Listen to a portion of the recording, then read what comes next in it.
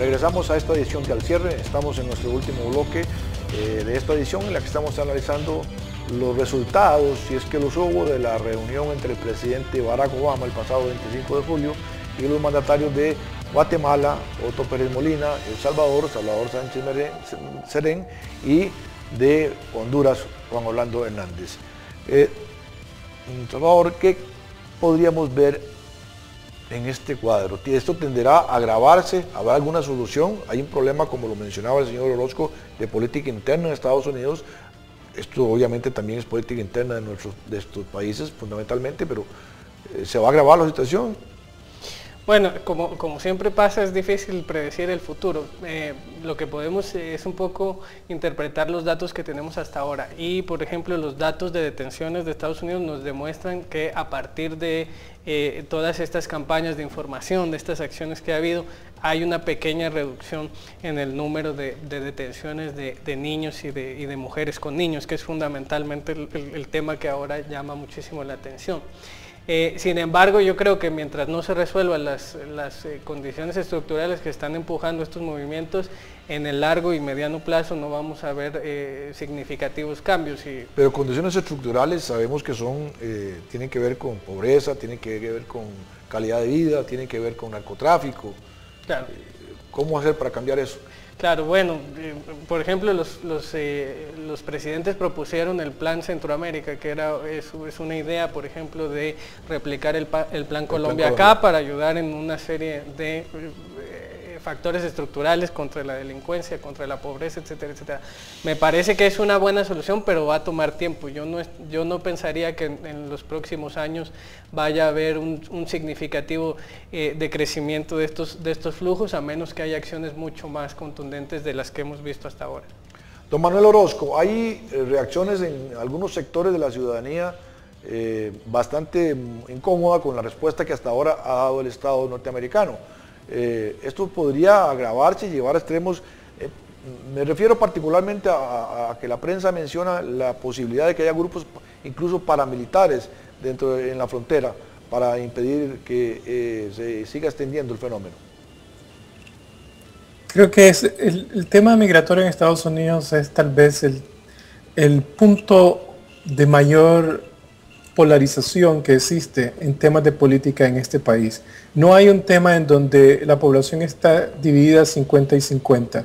En este asunto hay una complejidad de respuestas y de posiciones por parte del público.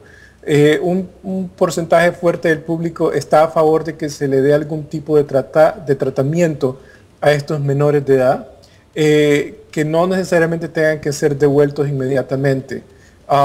También hay un movimiento muy fuerte anti-inmigracionista que va más allá de temas ideológicos, que puede cambiar completamente todo el tratamiento migratorio en este momento.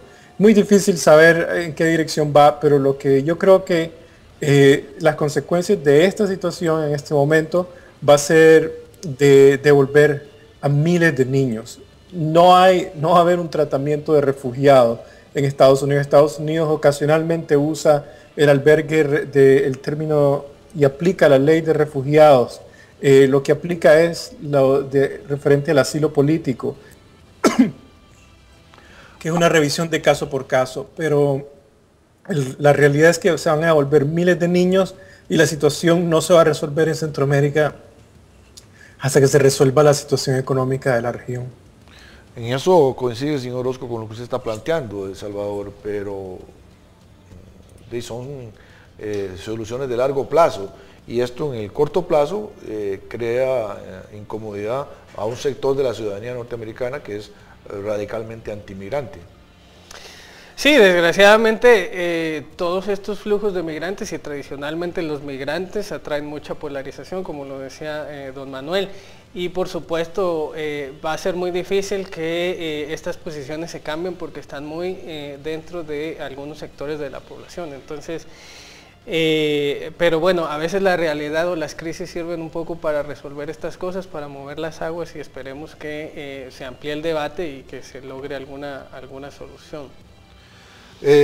Don Manuel Orozco, del Diálogo Interamericano, ¿ha tenido algún efecto, no sé si es posible, viable medirlo aún, en cuanto a la remesa se refiere, la situación esta en particular?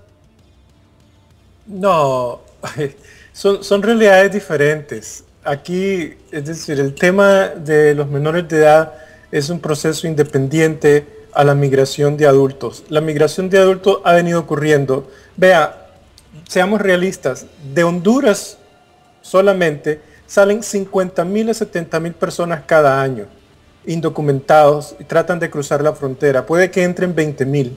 Y lo mismo ocurre con el caso de El Salvador, con el caso de Guatemala. El crecimiento de las remesas ha sido de un 2-3% para estos países. No es un crecimiento que implique, que refleje que ha habido una migración masiva de adultos que ha entrado a Estados Unidos. Lo que sí se nota es que de cada 10 personas que trata de entrar, tal vez 2 lo está haciendo. Y esto es un problema bastante profundo, porque quiere decir que hay una desesperación de centroamericanos que ahora se pasó a la desesperación de niños, de menores de edad, y que los gobiernos de Centroamérica simplemente no están haciendo mucho. No están de brazos cruzados, pero tampoco han asumido esta situación como una crisis, como debería ser. Crisis es, decía alguien, oportunidad y también peligro.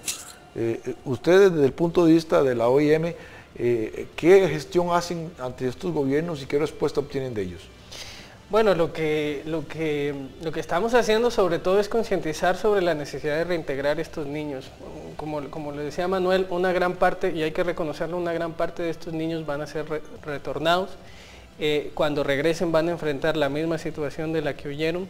En algunos casos habrán pasado muchísimos traumas, habrán pasado mucho tiempo desapegados, incluso van a enfrentar deudas con los coyotes, van a enfrentar tal vez una situación incluso peor de la que intentaron salir. Entonces estamos focalizando mucho nuestros esfuerzos. Debe ser trágico para un niño de estos haber visto la posibilidad de que su vida cambie y regresar a un entorno aún más difícil. Sí, y si a eso le suma el hecho de que muchos de ellos han sido abusados por los coyotes, han sido abusados por las autoridades en tránsito, en destino, han experimentado incluso las reacciones xenófobas en algunas comunidades, vienen con una cantidad de traumas bastante importantes y deberían ser sujetos de un proceso de reintegración bien profundo.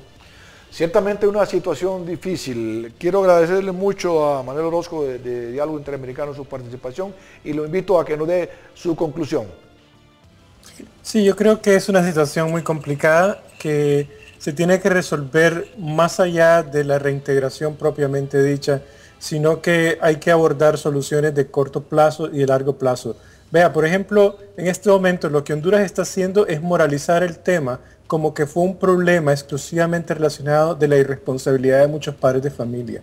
Y eso, el asunto no es así. Es decir, hay gente que está muriendo. La tasa de niños que están siendo asesinados en Honduras, en El Salvador, no es pequeña. Son 7.000 personas las que murieron el año pasado en Honduras. De ellas, como un 15% son niños.